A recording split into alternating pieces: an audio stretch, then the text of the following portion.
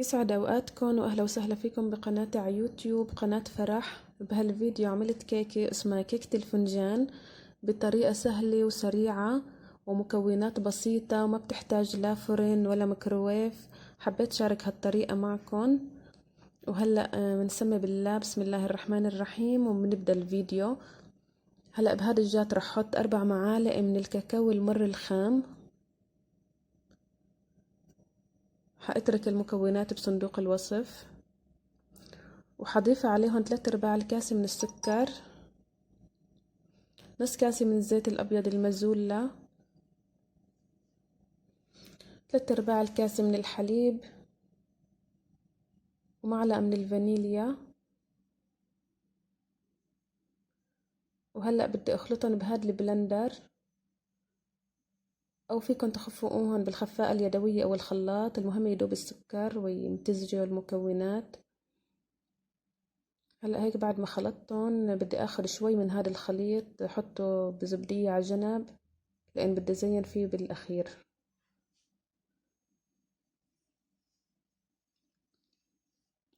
وهلأ حضيف عليهم حبتين من البيض وارجع اخفقهم.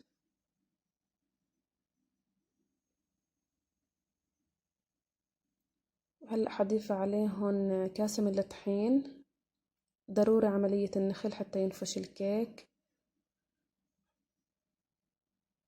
ومعلقة معلقة صغيرة من البيكنج باودر كمان بنخلها.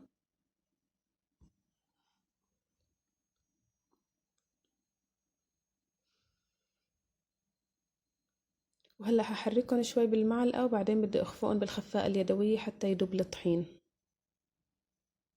نخفقهم كتير منيح حتى هيك يدوب الطحين وما يكون فيه تكتلات.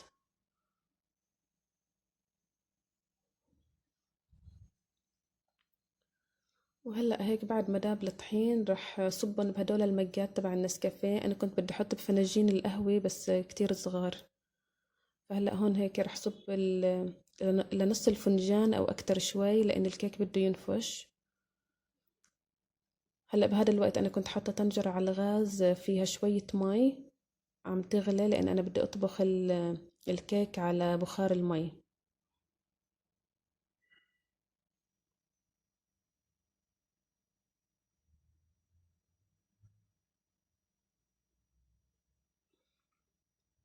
هلا رح احط هيك كل الكميه بالفناجين، وبعدين بدي احطهم بهي الطنجره.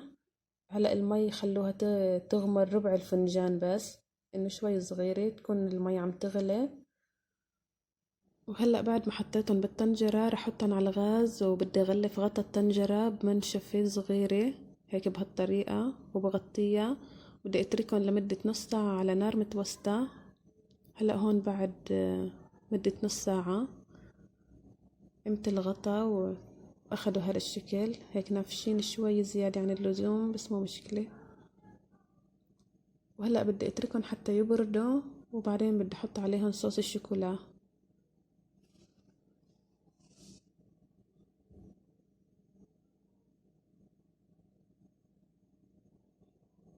هلأ حضيف عليهم الصوص، لكل فنجان معلقة أو معلقتين حسب ما بيحتاج.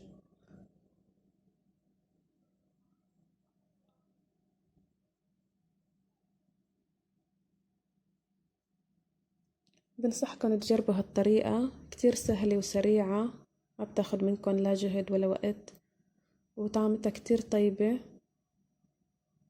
إذا عجبكم الفيديو ما تنسوا اللايك والاشتراك بالقناة فضلا وليس أمرا.